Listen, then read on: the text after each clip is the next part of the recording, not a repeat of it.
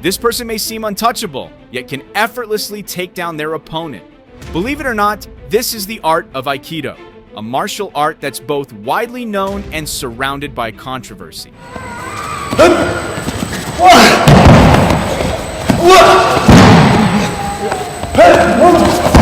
Aikido is a Japanese martial art that doesn't focus on defeating the opponent, but rather on neutralizing attacks through circular movements and energy redirection. Most techniques in Aikido are defensive in nature, avoiding hard punches or kicks like those seen in striking-based disciplines. Wat te verwachten is. En dan wordt het overgenomen door je klas te kijken hoe effectief een van de sporten zijn. Zo moet ik het eigenlijk zeggen, ja. En je hebt natuurlijk tegenwoordig dat de sporten dichter bij elkaar komen. Even so, Aikido includes many throwing and locking techniques that make use of the opponent's momentum. This makes it quite effective in a real fight.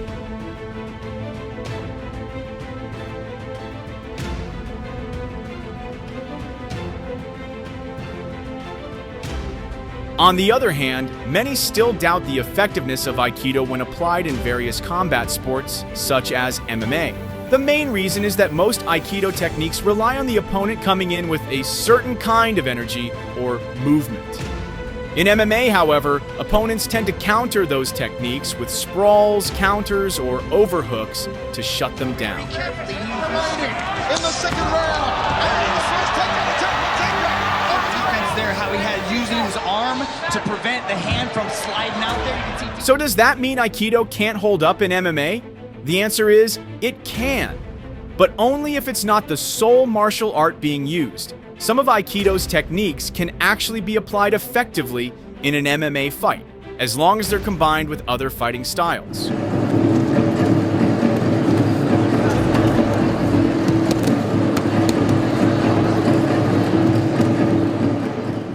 For example, the Kuzushi technique, which is used to break the opponent's balance, can help set up better control or throws. This technique is particularly useful for taking the fight to the ground.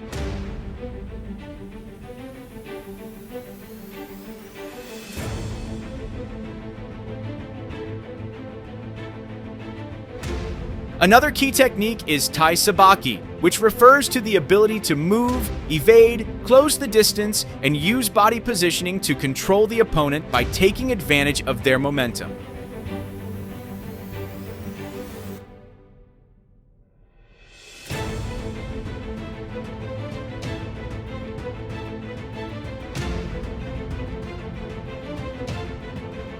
It doesn't stop there. Aikido also includes offensive techniques known as atame. These are strikes or blows used as part of self-defense, often to distract or weaken the opponent before executing a throw or lock.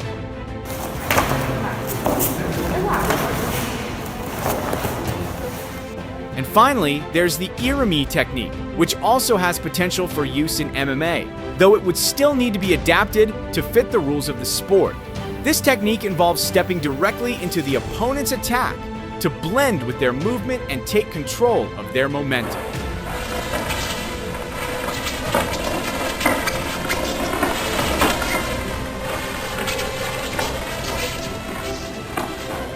In conclusion, Aikido practitioners need to cross-train in other martial arts to make it viable in MMA. A good example is MMA fighter Lyoto Machida, who blends karate with elements of Aikido in his fighting style.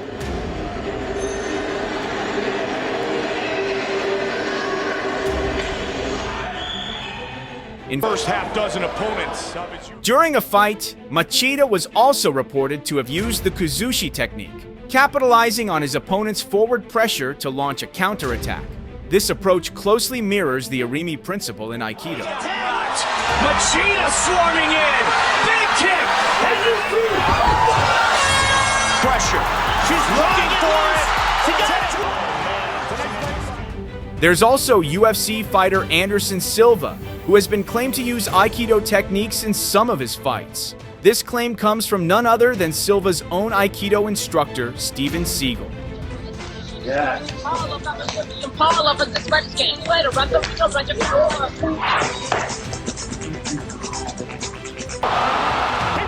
Shinya Aoki, a well-known professional MMA fighter, has also been claimed by some to incorporate Aikido techniques in his fights.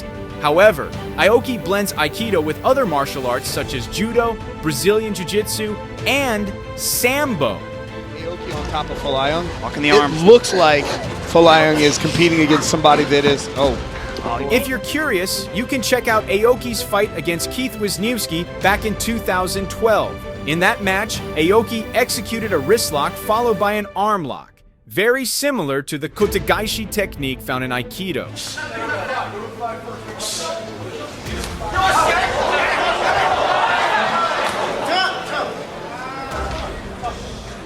So, do you now believe that Aikido can be used in MMA fights? Or do you still have your doubts? Let us know what you think in the comments below.